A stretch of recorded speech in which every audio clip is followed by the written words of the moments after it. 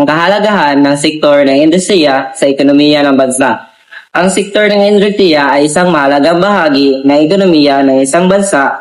Binubuo ito ng iba't ibang larangan tulad ng pagmamanufaktura, construction, pagmimina at utilities. Ang sektor na ito ay may malaking papel sa paglikha ng mga produkto at serbisyong ginagamit sa araw-araw, pati na rin sa pagbibigay ng trabaho sa milyon-milyong Pilipino. Isa sa pinakamahalagang ambag ng industriya ay ang pagbibigay ng trabaho sa maraming manggagawa. Sa pamamagitan ng iba't ibang industriya, nagkakaroon ng hanapbuhay ang mga tao na tumutulong sa pagbabawas ng kahirapan sa bansa. Ang mga trabahong ito ay hindi lamang sa pabrika, kundi pati na rin sa engineering, logistics at iba pang larangan na may kaugnayan sa industry. Ang industriya rin ay may mahalagang papel sa kalakalan at pandaigdigang kompetisyon. Ang mga produktong ginagawa sa Pilipinas ay maaaring i-export sa ibang bansa na nagbibigay ng malalaking kita sa ekonomiya. Ang kita mula sa export ay nagpapalakas sa halaga ng piso at nakakatulong sa pangkalahatang pag-unlad ng bansa. Bukod sa pagbibigay ng trabaho, ang sektor ng industriya ay nagpapabilis ng produksyon ng mga pangunahing pangangailangan ng tao. Dahil sa modernisasyon at teknolohiya, mas napapadali at napapahusay ang paggawa ng mga produkto tulad ng damit, pagkain, sasakyan at gamit sa bahay.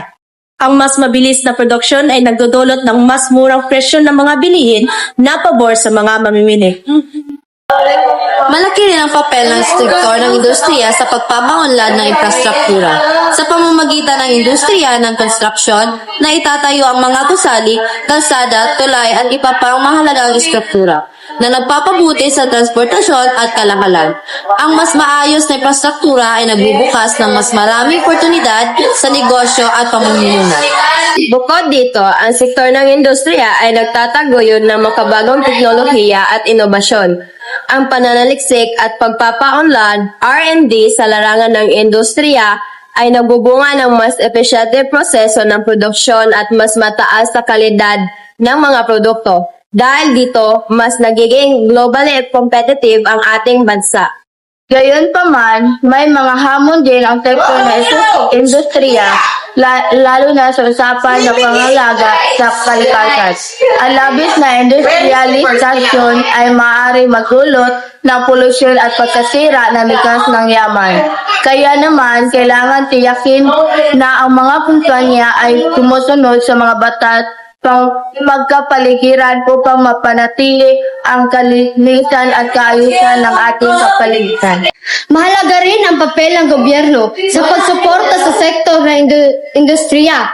Sa pamamagitan ng tamang pulisya, maaring mabigyan ng insentibo ang mga negosyong pang-industriya upang mas lumago at lumikha ng mas maraming trabaho.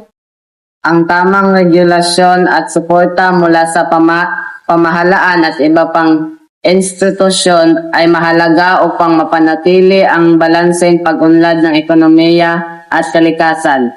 Sa pamamagitan ng maayos na batas at programang pangkalikasan, masisigurong ang pagsulong ng industriya at agrikultura ay hindi magdudulot ng labis na pinsala sa ating likas na yaman. Sa kabuuan ng sektor ng industriya ay isang potasyon na nakaunlaran ng isang bansa. Ito ay nagbibigay ng trabaho, nagpapalakas ng ekonomiya, nagtataguyod ng teknolohiya at nagpapabuti ng infrastruktura sa pamamagitan ng maayos na pamahalaan at responsibilidad.